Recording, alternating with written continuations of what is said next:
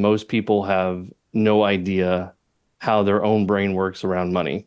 They operate subconsciously or unconsciously, not realizing the patterns that they create in their own relationship to money and their own behavior around money. And that when you don't distinguish that, you just get more of the same. Hey, what's up? Welcome back to another awesome episode of the Life in Your Show podcast. I'm your host, Jason Wojo. And on the Life in Your Show, our goal here, what we cover is how to live more, work less, and make more. I'm joined by Polish Peter, my co-host, who's here, who's gonna make some sort of valuable contribution to this episode. Hopefully, what's up, dude? Did you say some sort of valuable contribution? Like, let's hope he says something that's valuable here. I mean, most times, like, if people have been listening for a while, they're like, what's this guy doing here?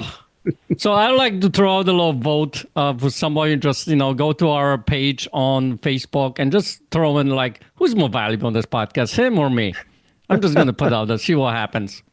Dude, we got a great episode here, man. We're talking with Thomas Blottenberger, who he's a financial guy, and we're going to talk about the mindset around investing. We're going to talk about some of fears involved in investing, how some of our beliefs around money can be influenced from a young age. And I'll tell you, when he was telling his story, I was thinking of you, man, and how you've taken lessons away from your youth, and I guess all of us have, right? And so it's a really valuable conversation, I think, for people to have those breakthroughs for themselves. Yeah, because I think a lot of times it starts with the awareness. So a lot of the conversation that we're talking about here is awareness of yourself, of your own beliefs, what's going on between the 2 years, so that you can do, great investments in life, in business. And then towards the end of the podcast, we talked about a little bit, like, if you have a little bit of money, I think that's I asked him about, if you have $100 right now on the extra income that you can do something with it, what would you do? And I think his answer was pretty cool, as far as, like, he, flipped on what kind of investment you need to make, as opposed to how we typically in the society do. Yep. Here it is. Let's go right now. Here's our interview with Thomas Blottenberger.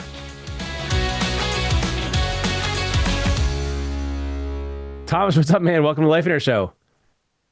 Thanks for having me. Dude, looking forward to this conversation.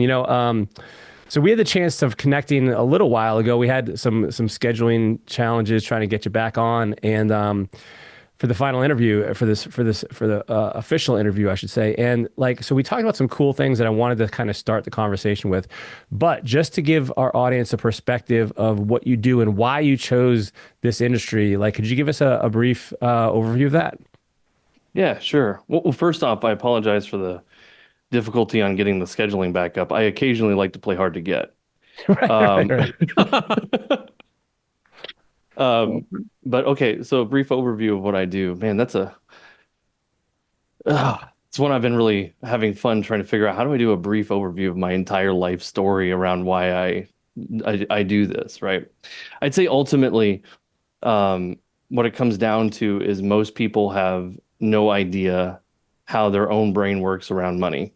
They operate subconsciously or unconsciously, not realizing the patterns that they create in their own relationship to money and their own behavior around money.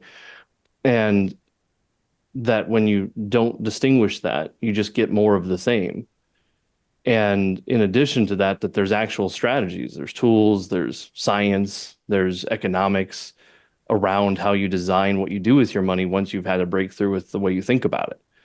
And so you pair those two places together, where you're working with people on the way they think about it, and then you pair that with the most scientifically accurate and verified way to grow it when we're talking about certain marketplaces, which we'll get into here in a little bit. It's just kind of a recipe for life to go well. And I've been doing it for 15 years. First 8 years of it, I didn't do anything like this. It was just pretty much product selling, thinking the products would solve the problem. And then the products never solve the problem, because it's always a mental thing first. So let's talk about that, man. Let's dive in. Let's start there. So what is it about money specifically that gives people such a hard time in terms of conceptualizing it, thinking about it, getting the proper mindset around it. It seems like, from what you're saying, like this is a big sticking point for a lot of people.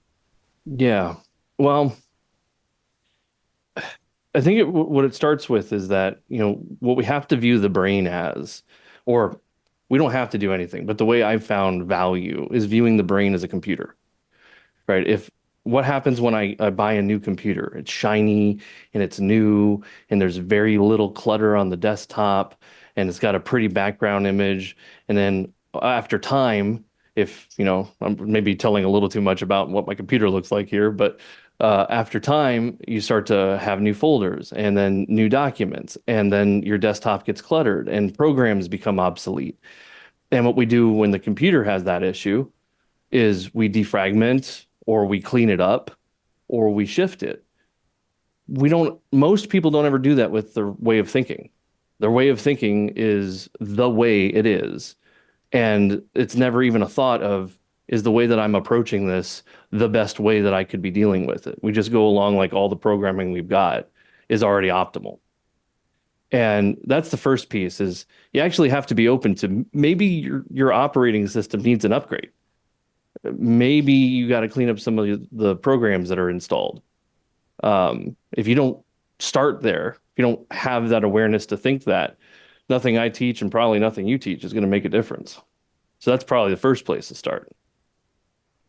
So can you be specific as to like when you say, and I like the analogy and the metaphor of, a computer, I think it's valid. What are do you see over and over again repetitive themes or mindsets that prevent someone from being successful here? And what specifically has to change? Or what are the somewhat more beneficial perspectives to have? Well, I'll do you maybe one better. I'll give you an actual one from my own life, like my own story. So probably when I was around 8 years old, I don't know, somewhere in the 6 to 8 year range. I was an only child, or I am still an only child. My parents didn't have any more. They said I was too much to handle, if you can believe that. It's crazy. I'm such a good kid. Peter's wife says that about him all the time. And yet, awesome. Still here we are, and she still likes me, and it's all good. Did she tell you that, or did you decide that? Right. He had a mind shift about it. Okay. He changed his mind. Listen, as long as I keep saying that to myself, it's all good, right? Yep. As long as you believe it, that's the most important piece. That's right. Yeah. So I'm about 6 to 8, somewhere in that ballpark. And I'm an only child. My dad's doing really well financially. I have pretty much everything I want. I've got my own room. I've got nice toys. I'm quote unquote spoiled. And then my dad makes an investment that doesn't really work out. And we go from the place that we were living that was, had my own space, my own room, my own stuff, to sharing a room with my parents in my grandparents' house, and now not getting all the stuff I'm used to. And, I'm young. I don't understand it. So I ask. And what I got told, and this is the other thing of like, parents don't have a rule book, right? There's no manual, and you say things innocently or think that it's innocently, and then kids like take it and run with it for the rest of life. And so they said something to the effect of, we're having a hard financial time. We all need to cut back. And, frankly, you've been pretty spoiled, and you need to learn to, be grateful for what you do have instead of looking for what more of what you want or what you don't have. And best I can pinpoint it as a kid, I made up, well, I better enjoy the things I've got. I better use them while I can before someone takes them from me. Because that's what it felt like. It felt like I got taken from me. Yeah. So I get into the financial world, and I'm interesting how you get in the financial world, right? Yeah. Right. Yeah. Well, I got in the financial world. I wanted to be a doctor, which would have been perfect for just blowing money. And so I wanted to be a doctor initially. And then my family, my grandfather went through a surgery that didn't go well. He ended up in a coma for 9 months and passed away. And I got to kind of see how the money piece plays into family dynamics, and when you don't have it handled properly, how, well, it can cause problems. And so I thought, well, that's more of an area I want to help people. That's more up the alley of something I think I could make a difference in. but I didn't deal with that background conversation. So I'm a financial advisor now. I'm a certified financial planner. I passed the test before I even graduated college. Um, so I was like 22 by the time I actually could use my designation, which is not common. And I'm teaching people about budgeting and cash flow strategies and insurance strategies and showing them how to read insurance contracts and mortgage selection and real estate purchases. And I can't take any of my own advice because the moment I get a paycheck or the moment I got a commission check, I turned around and I blew it on whatever I wanted so that no one could take it from me. Mm, And it wasn't, that's an example of like when people go, just do a budget, where you have the traditional advice of, budgeting will solve the problem. No, it won't. How the hell would budgeting solve a problem like that for me with a mindset of I better use it before I take it or if someone takes it? mhm. There's no way in hell you're going to get me to do a budget. Right, right. Right. And so it was only when I discovered what that underlying, and is it important to discover the underlying or is it important to rewrite it? I think both can work. But in my case, I discovered the underlying thought process. And once I was able to discover that and choose something else, then I actually could start saving money and investing money and growing my wealth. Before then, I had no shot because I would just take everything I got and turn it into stuff So how to did you make actually that. change it though? Like how did like so you said you chose to change it, but did it was this a quick like how did you do that? Yeah, no, Mm. not quick. A lot of what I teach, I think it's rare that there's a lot of new things in the world these days. I think most of us stand on the shoulders of giants. And so I was lucky enough to have a mentor um, that around 2016, 2017 started to help me look at how I think. It's very hard to think about how you think because you're thinking, right? So Mhm. the most powerful way is to have a third party dialogue with you to get and ask questions and get curious to get at the source of what is behind the thought process. So I had a mentor that just sat with me and we would just, so why don't you save money? Well, blah, blah, blah, blah, blah. Well, so why do you spend it as much as you do? Da, da, da, da, da, da, da.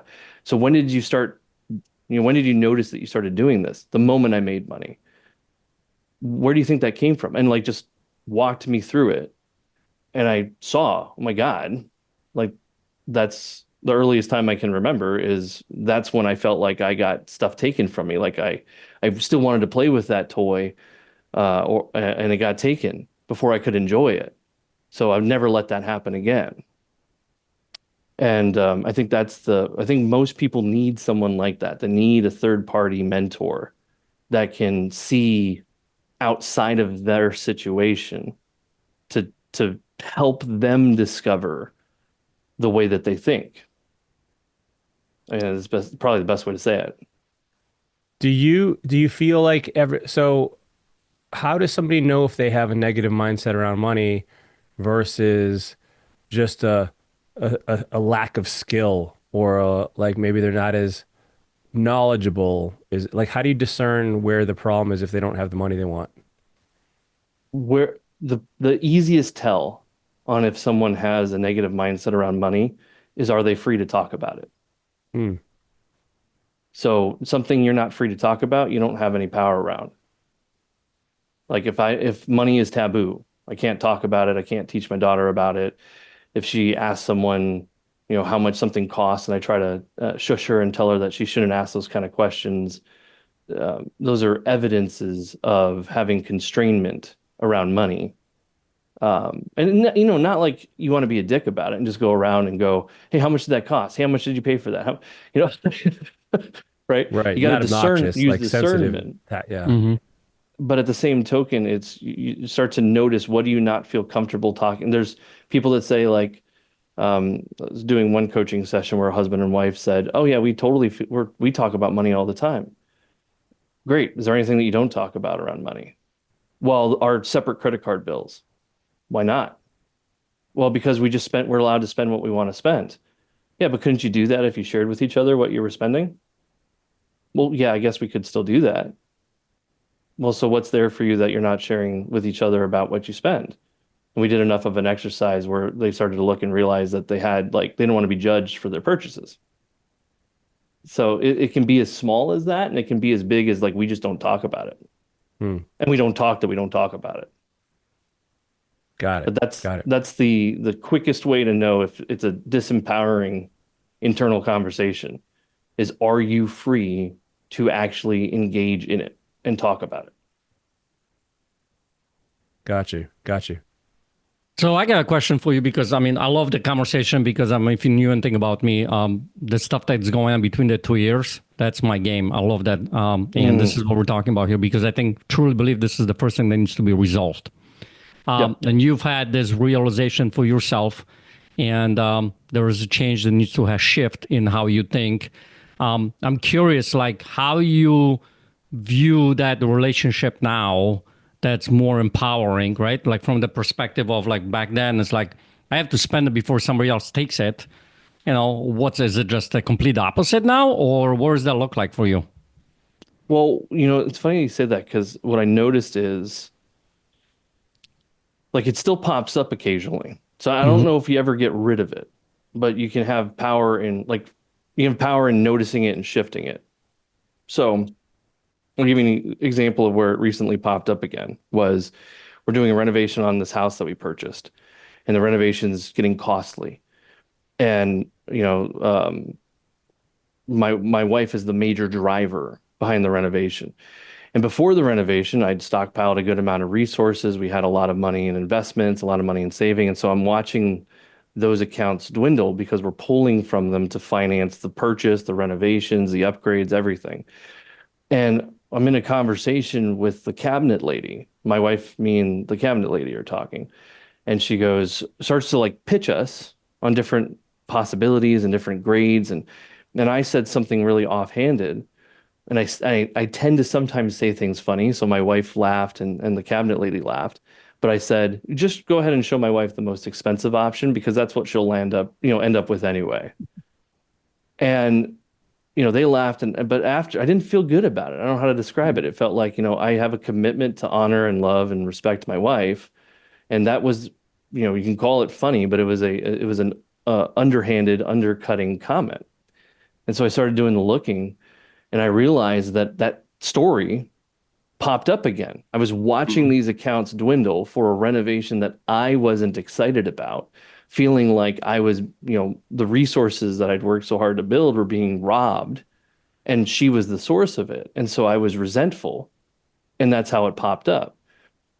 Now I noticed it, and what I got to do then was create something new. So I talked to her, and this is how you deal with it, right? So I talked to her and I said, "Hey, remember that comment I made?" She goes, "Yeah." And I said, "I really want to apologize for that." And she goes, "Well, I didn't think anything of it." And I said, "I know, but that's because you're sweet. And that's because you're super forgiving and you're loving. That's the only reason you can be with someone like me." And I said, "But, that actually came from," and I shared with her where it came from. And I said, "But that's not what I'm committed to anymore. My commitment is not to look at this like my resources are being dwindled and robbed for something you want, and instead that we're building a home together. And that I want it to be that when you walk into this house, that you feel like it's your home, not just a house, and that it matches what is important to you, and that you feel a sense of relief stepping in the door. Whatever amount it takes to make that happen, let's go for it. Let's do it. Money is meant to be used, and I want to use it in a way that empowers our family." That was the way that I was able to, in that example, that's the way I was able to shift it. Doesn't mean it doesn't like that operating system is still there. It's just I get to notice it and choose something else instead. Gotcha. Yeah, that makes sense. Because you have to be aware of yourself. And a lot of times when we are talking, when we're dealing with what's going on between the 2 years, we're just doing it in a, subconscious level, an automatic level, and we're not aware of ourselves. So I love that kind of an example. And one of one one that, of the just to interject Go real ahead. quick, one of the questions I ask myself that can, our listeners can start to do for themselves just to have power in this. Like, well, how do if I don't have a coach? You should have one. But if I don't have one, how can I start to do this myself? How can I train myself? The question I ask myself all the time is, why did I do that? if I do something and it's like kind of just a normal operation, Hmm. I'll ask, and why did I do that? And the more I'm willing to ask, why did I do that? The more insight I have into my subconscious. So when I made that underhanded comment, well, why did I do that? Hmm. And then I was able to see, oh, and I started doing the looking and realized I was channeling that 8-year-old. Yeah. Don't we all have an 8-year-old, right? So Yeah. listen, so I got a question for you because this comes up, this conversation, this type of conversation comes up a lot, especially when we do our 3-day Give Life giveaways. We actually have a section where we talk about money quite a bit. I'm curious from your perspective, what's the right relationship with money? Like how you view what the relationship with money for someone to be successful in life, what would you say to them? I think the right well, It's a tricky question. I get it. yeah, I think the first part is there isn't anything that's right or wrong in the relationship. It's just what works. So most people, what works and what doesn't work. Like most people end up with a relationship around money that's geared towards survival. And in some instances that can work. I can survive. I've survived as long as I have with that story of money. It's worked. But that story didn't allow for peace and harmony and thriving.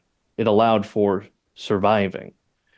And so I think that probably the simplest way to turn that into a sentence is the best relationship to money is one you choose. Because most people don't choose their relationship to money, they wind up with it. It's inherited, a circumstance occurred when they were a kid and they just developed it. They wind up with some story that wasn't intentional and it wasn't chosen. It just happens. So the most powerful relationship to money is one you choose. Okay. So do you have a, so how Should I would mic that, drop or should I no, mic drop that one? Okay. you have a pretty skinny one, so I guess, so yeah. All right. Well, listen, so tell me like an example when it comes to, let's say, dealing with financial stuff. Let's say, because we have a lot of our listeners here are probably real estate investors, right? Yeah. So if the real estate investor is listening to it, what would that look like in their life? What would that look like to choose? Well, the first piece of choosing a relationship to money is starting, like we're talking about, starting to distinguish what already is. Why am I pursuing the money to begin with? That's a good place to start. And a lot of people, if you ask a lot of people, well, why is money important? Or why are you pursuing money? The surface level answers are usually, well, to have more money, or to have more resources, or to do more things. And if you start to get curious and pry into that a little further, you'll find out more about what it actually means. Like, what does it actually mean? And for a lot of people, it's going to be something to the nature of like making sure my family's taken care of, or really making a difference in my community. Rarely, but occasionally, people's purpose for money is like power and control, and they just want to like, dominate. I don't do well with those people, as I imagine you guys don't. Mm. But I would say that's the first piece is just starting to you can be successful and still operate in a scarcity mindset because it could come from a scarcity mindset. It could be I have to do everything. I gotta be at the top, baby. I gotta work my ass off. I gotta, do more than everybody else to be successful so I don't starve, so I don't go broke, so I don't. It's still a scarcity mindset. You can be a millionaire with a scarcity mindset, and it's going to affect the quality of life that you have. That's why you see where would I have evidence of that? Where would I point to for evidence of that assertion? Millionaires that are 3 times, 4 times divorced with kids that don't talk to them, the kids that don't interact with them. That's an example of someone that probably has a scarcity mindset that happened to end up being successful. Do you think there's a relationship though between like having a scarcity mindset and the amount of money you have? Or is it completely like, because I kind of think of money as like an amplifier, like whatever you are, Yeah. just seeking more of. So, and what I guess is what I'm asking is like, would you say that it has no influence, or it does have an influence on the amount of money someone can accomplish? Or are we talking about enjoying the fruits of that money and the positive effects that can come from the money if they have the appropriate mindset? Does that question make sense at all? Yeah, yeah. Well, a scarcity mindset by nature is limiting, right? And so there's people that will have a limit to what's possible in their creation as a function of the scarcity mindset. That's probably the majority of people. The outliers are the people that have a scarcity mindset that drives them to be stressed and work harder, and that exists, but it's probably an outlier. Money in general. So this is an interesting phenomena that I find is people with millions of dollars that I work with before we worked with them, and before I learned that it's all, a mind game, tended to be some of the most miserable people I interacted with. Like they weren't happy, they were always frustrated, they always made demands. Like it was just not generally unpleasant for the most part to work with people that had a lot of money. And again, now there's exceptions to that. I'm just saying as a general, generalization majority. And I was thinking a lot about why that might be the case. And now there's no fact to this. This is purely a anecdotal, hypothesis from me, is people who haven't experienced lots of wealth have the hope that someday wealth will solve the problems. So there's hope. There's this space of like, well, we don't have a lot now, but maybe someday, right? And it gives them something to hope for. Someone who ends up with more resources than they need, more resources than they know what to do with, but hasn't dealt with the mindset piece, they don't have the hope anymore because the resources are there, but now the same problems probably are amplified. Yeah. Yeah. And so now there's no hope and the problems. Right. So and that's anecdotal, and that's a hypothesis. I don't have like any pointed evidence for that other than that's just been my personal experience in the industry. And that's what I would attribute it to. That's why the mindset game is so much more important. Why are you doing it? Why are you doing real estate investing? Why are you trying to grow your wealth? What is it all for? And when will you be happy? Can you be happy now? Do you have to wait 10 years to be happy? When can you create a mindset of abundance that allows for you to enjoy what you have in this present moment, regardless of what it is? Yeah, I think that's in alignment with a lot with like Life and Air, for instance, like and I've been fortunate to see a lot of these stories where I think what you said is true. Like if you hold out that life will become better when you make more money, listen, there are some parts of life that are easier when you have money, for sure. And I've realized as I've made more money, like one of the things I've found very valuable to me has been being able to pay for people to do things that I don't want to do anymore, for instance. But it's not making me happy. It's removing some of the things that I didn't want to do before so that I can do the things that make me happy more. And so like I have found value in that. But I think if you hold out for the hopes that like you're going to have this sense of like I've arrived and I'm significant now, or I'm important now, or I'm safe now, or I don't know if that ever happens. And so I think you're on with that, man. Tell me and so yeah, tell me about how, because I also see people that, talk about the scarcity mindset and abundance mindset around investing in life. I've also seen people that are even afraid to invest, for instance, and they believe that, there's, and by the way, now there's, all kinds of mindset issues around like, the US national debt and the dollar crashing and our fun upcoming election. Oh yeah. I mean, dude, it's the fear is everywhere. There right? is election coming? Yeah, dude. Yeah, yes, I heard something about it. Depends on when this episode is released. It might have already happened. Yeah. So we'll see.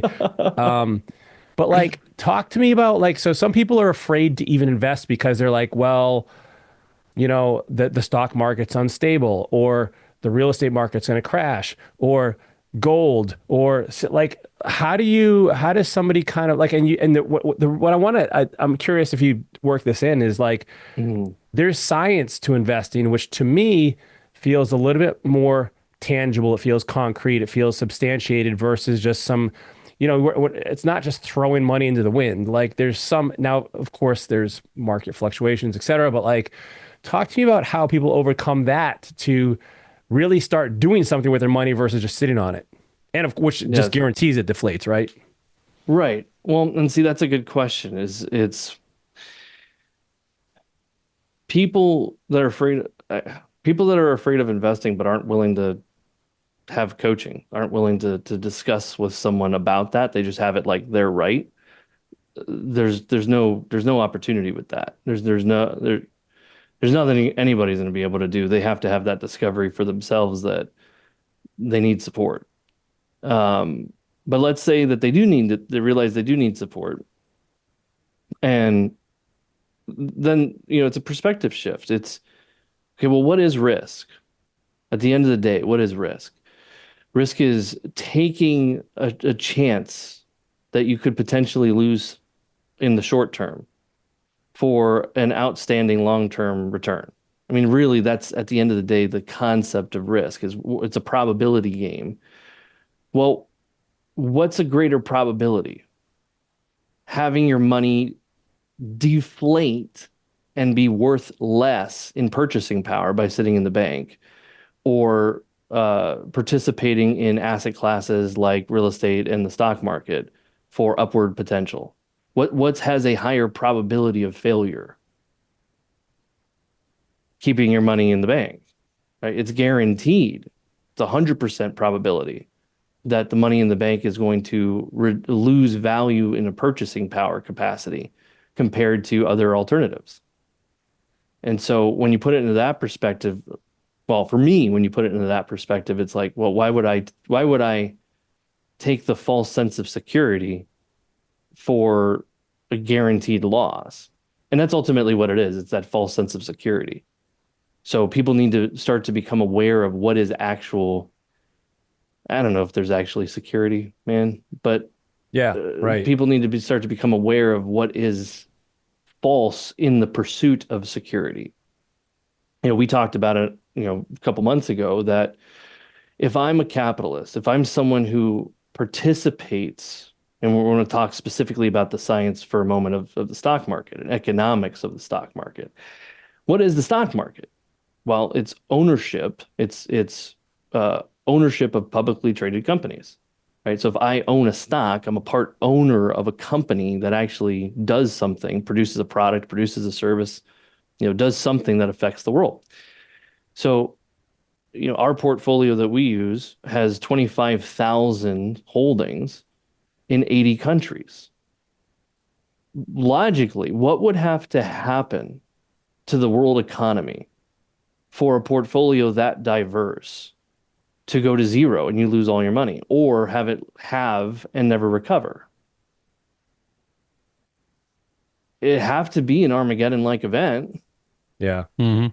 In which case, like, Who cares? this other Right? problems. Right. Right. Right. If it's an Armageddon-like event, that have again, this is the power of what we can do. You guys in your space or space, me in my space, is again in the power of asking questions, is getting people to discover the flaws in their own thinking. We all have them. We can't all think perfectly. We all have flaws in our logic and our reasoning. An example, I'm talking to a client and he goes, I think I want to buy gold and silver. I said, okay, how come? He goes, well, I want to buy gold and silver because I really think that the world economy is going to collapse, the dollar is going to become worthless, da da da da da da. And I said, okay, well, let's look at this. Let's think through this logically. Okay, so if the dollar collapses and you're switching to gold and silver, what's happening? Look at our first world society. What would actually be happening? Would storefronts be open? Would the HOA still be operating and maintaining? Would the gardens still be beautiful? He goes, well, probably not. I said, what do you think would happen? Like an actual scenario like that? He goes, it's probably rioting and looting and destruction of property and probably chaos and pandemonium and government, collapse. I said, okay. So you got two real choices here because that's not an option then. If you go for gold and silver with what you just described, you're going to become a tributary or a tombstone. So you got two choices. You either believe in entrepreneurship, you believe in capitalism, you believe in the innovating ability of humans to take a difficult situation and rise out of it, or take that money instead and buy as much ammunition, weaponry as you possibly can, make friends with a bunch of other people in your neighborhood, create a coalition, and when it all falls apart, you become the warlord that demands the tributary. So all the other people that collected the gold and silver, you can, be the one to demand that they give it to you. But that's really, I mean, what else is there? You're going to gold and silver for a collapse? What are you going to do with it? Interesting, man. Yeah, yeah.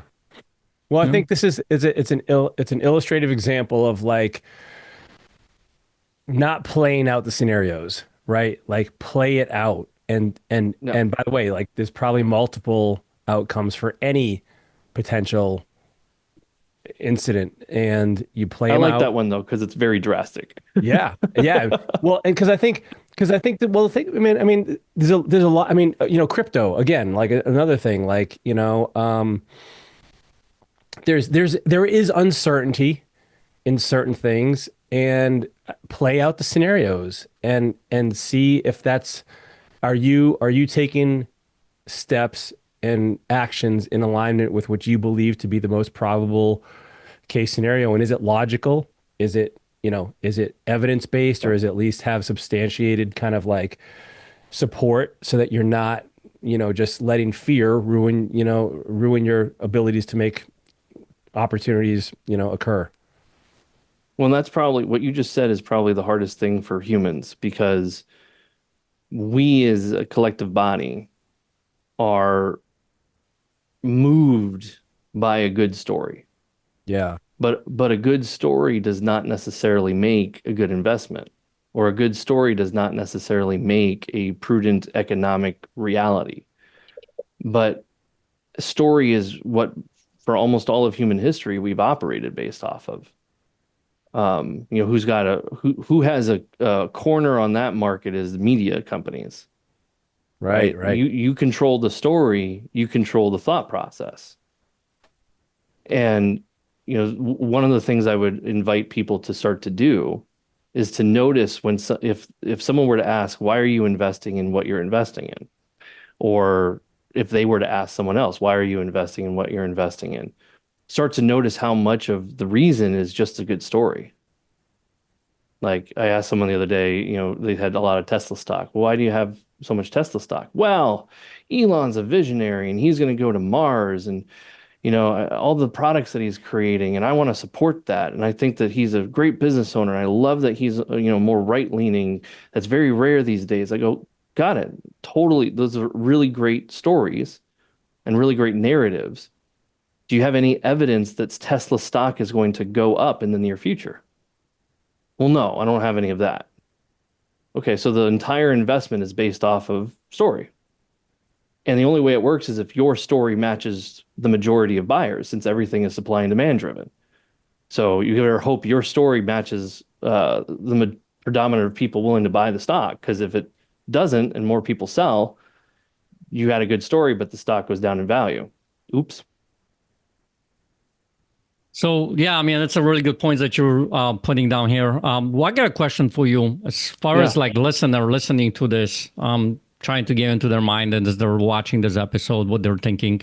So I got a couple of questions. One, if I'm listening right now, and I don't know if you can actually give this advice because this is a financial podcast, right? So I'm going to leave it up to you. But if I have $100 extra at the end of the month, kind of a thing, that I can do something with it, what would you say to me? That's a good question. I am going to attorney you and say it depends. What kind of depends? Well, let me create it this way and this is again the importance of having a clear picture of the whole picture, right? Of what we're looking at. The biggest mistake I think people make when it comes to planning So if we get into like, let's call it a financial planning type of conversation for a second, the biggest mistake I think people make is removing flexibility in their financial picture to try to eke out a couple of extra bucks return. You see this all over the place where people are getting conflicting advice of, okay, now, you have a job, you're making a good amount of money, pay off all your debts as fast as possible, pay off your mortgage as fast as possible, and then also put all your money, max out your 401ks, put all your money away for retirement. That works if nothing happens for the next 30 years of your life that you needed resources for that was unexpected. But if you need resources, if you're like most people and things go haywire and life throws you curveballs, the fact that you locked all your money away isn't going to be valuable. It's not, it's actually going to hurt you in most instances. So to answer that question, the first piece for me would be like, okay, you got $100 extra. What flexible resources do you have? Right? Did you just create this $100 extra and now you want to lock it up somewhere or put it somewhere or should, so that's the first piece of it is I would evaluate that situation based on what is their actual flexibility. If their flexibility score isn't high, and that's something I just made up, there's no like actual score. But if their flexibility score, as I would determine it, isn't high, I'd have them first put that money into someplace super accessible. Because, God, if you just got to the point where you're saving a couple hundred extra, you need to have that available so that you can keep doing it and not go into debt if something crazy happens. Now, let's say you got that handled. Well, then the next step would be, okay, well, how can I put this to work in a way that is actually growing or potentially growing while still giving me flexibility? Because again, I still need flexibility.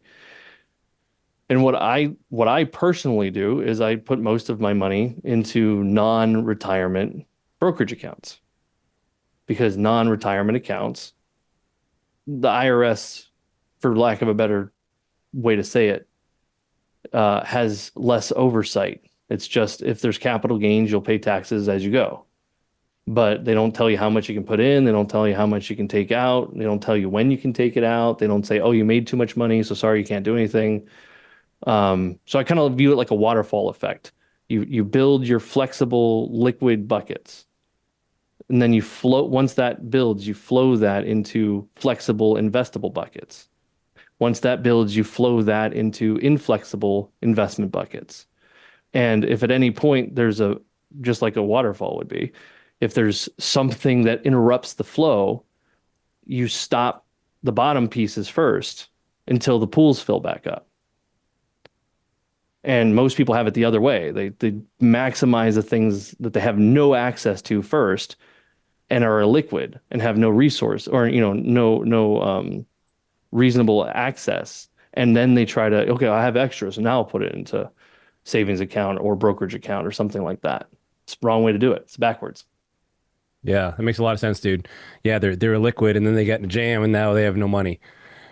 Yeah, or I'm sure you guys have seen it, right? Like someone, again, I'm a huge fan of real estate and properly done and properly used, but there's probably tons of situations. I mean, 2008 was a perfect situation of people being totally illiquid, and then instead of being able to ride it out, had to take extreme losses and then bankrupt, right? Yep. And that's an example of like, oops, like we got so caught up in the activity and so caught up in the story that this will never stop that we created an inflexible position. We built our foundation on sand. Yeah. Yeah. Hey, man, well, we are out of time. I've really enjoyed this discussion, though. Where can people find out more about what you do and your services? I think I've been telling people a lot of different things.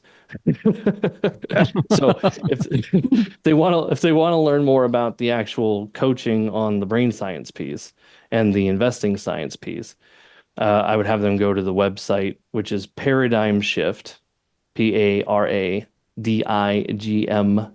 shift dot A as in alpha, D as in delta, X as in X-ray, leader.com. So paradigmshift.adxleader.com. And then if someone's just moved to have a conversation with me from this event, they can follow me on social media, just Thomas Blottenberger everywhere. Again, that's the nice part about my name. There's not many of me. Perfect. So they can just find me on social media, shoot me a message. Hey, I like the podcast you did, had a couple of questions. I'm always available to answer questions. Like I like to support people with things like that. Awesome, man. Well, speaking of which, thanks for your time and for being on the Life Inner Show. And thanks for having me. I love what you guys are up to.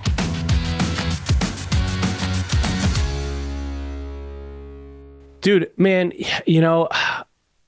I keep seeing these trends around, and like this is one thing I love about the podcast and about being in Life and Air is like we see so many of these trends real life. So like, when I hear him say something like, some of the most unhappy people he's met has been people that have put like all of their hope in money making them happy. And we see that in Life and Air, right? Like I've seen that. I've experienced it with many people. Where how you kind of view money and the role and the function that it performs in your life has such an impact on what you do with it, and so many parts of this equation. It's not trivial. Yeah, and then also we see, like we're in conversation, like we do our 2-day events. People are talking about, well, yeah, because you have the money. Let me first get that money, and then I'll tell you whether that's true or not, right? Yeah. So instead of going through this whole thing, just consider that all these case studies that have been talked about on there, that is what happens, okay? So one of the things that I've gotten out of this particular episode is, towards the end, he mentioned about, that going from the liquid to illiquid. And I think as opposed to illiquid to liquid money, to how you go about investing. And I think a lot of times when you start to look from that perspective, it changes what you do with it. You know what I mean? Because society-wise, I think, especially like in today's world, is 401ks, those kinds of things, that's not easily accessible. You know what I mean? And I think that's a lot of time people get in trouble. Yeah, here's a problem is like if you don't have, and this is where like I really, I'm a pretty much I'm a strong fan of how Dave Ramsey has arranged the baby steps. If you're not familiar with that, check it out. More advanced stuff with investing, I don't quite see it the same way he does, but like certainly the baby steps, like you got to make sure you have liquid available cash for when life throws you curveballs. It's not if life throws you curveballs, it's when. The car breaks, you need an engine, your kid has a field trip, whatever it is, like you need that money. And so I like his kind of waterfall analogy of like you make sure you have that. He didn't say these words, but my interpretation is like, hey, have some liquid savings that you can access if you need it. And then once you have a sustainable, amount of money that you feel good about, then you move to the investing side. This is where, in our 4 stages of financial prosperity, it's the same exact thing. Like where I'll tell somebody like, listen, I love that you want to go buy a rental, for instance, and have cash flow coming in. But if you're barely scraping by now off of your earned income and you go buy a property and you have 1 month or 2 months that are vacant, or you have to evict somebody, or you have to go in there and fix it, and it's going to cost you $5,000 and you don't have that money, it's not going to be a good situation. And so you got to put things in order, so that's one really important thing. The other thing I really enjoyed about this episode, man, is like, really thinking through what are the, like, because there's so much fear around, man, like, people are so fearful of everything. And so, playing out, like for instance, people are worried about their money about if the dollar crashes. And by the way, I'm not saying it won't, because we've gotten ourselves in quite a pickle here as a country. But there are much, much bigger people and entities that have much, much more to lose than we do. And they will be certainly figuring out how to kind of insulate themselves and fix this and prop it up and adjust. And so like there are other, we're not alone in this, I guess is what I'm saying. And so like, not to be foolish and certainly not to suggest not to prepare, but at the end of the day, like no one knows what's going to happen. And we can look at history and see these kinds of things, but you just do the best you can, but you got to do something. And like, so, burying your money, put it under your mattress, in the cookie jar. Like, I don't think that's necessarily the right, solution either. And so you got to do something. And especially if you put it in the mattress, kind of lumpy, it's hard to sleep anyway. Right. So, it can hurt you back, right? And then you have chiropractor and I'm a squirrel. And that's going to cost you money, right? Now you Right. got to pay money for a chiropractor because Yeah, exactly. It's squirrel, right? I mean, but here's the thing, man. One of the things that I appreciate that he brought up is the actual conversation on what's going on between the 2 years. Because I think when it comes to financial conversations, that's not being talked about. And our experiences, what we do, our past, our like the 80-year-olds kind of a thing, show up in those kinds of moments. When you talked about, are you free to talk about money? Like when you use the example of the couple when they don't share their credit card information, right? Right. With each other, right? Are you free to talk about money? And I think that is a big distinction to be able to say, you know what?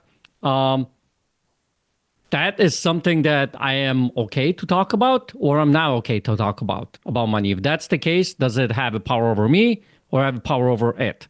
And one of the things that popped into my head is, if we were like, think about it this way, the money is such a big part of our lives because of how the society is, right?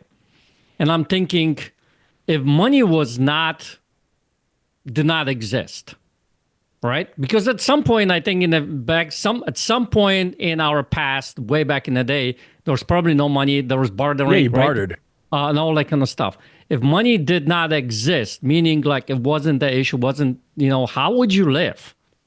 How would you approach life? How would you, no, but I'm saying barter, yes, but how would you do stuff to help you live your life kind of a thing?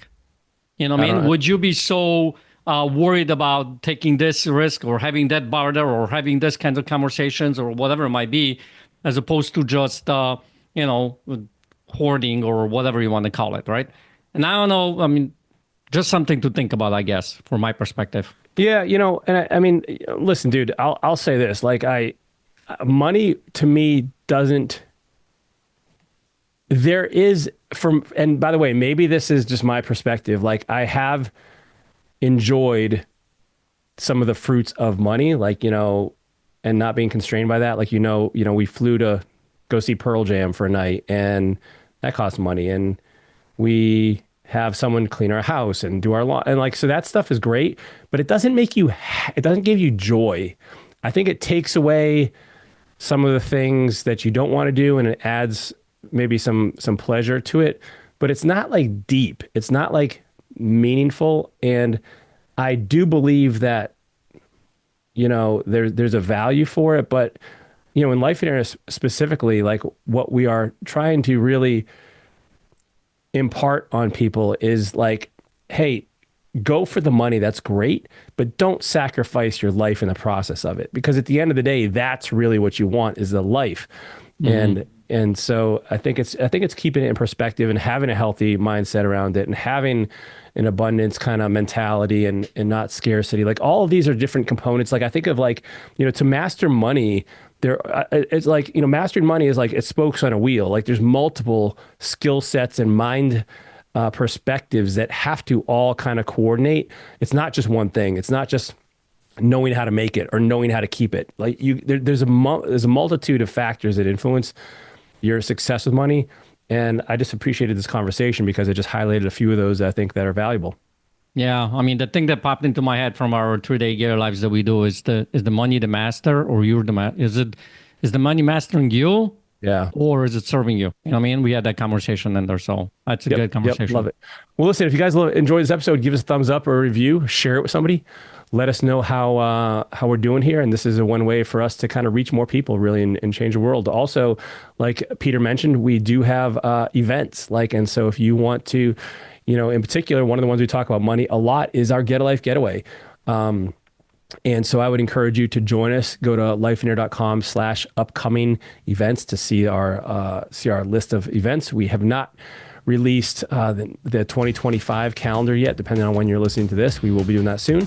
And so come out to see us here when you get a chance, and we'll have more of a conversation about money and help you identify any limiting beliefs and make sure you are empowered to really master money and not have it master you. We'll see you next week, everyone. Take care.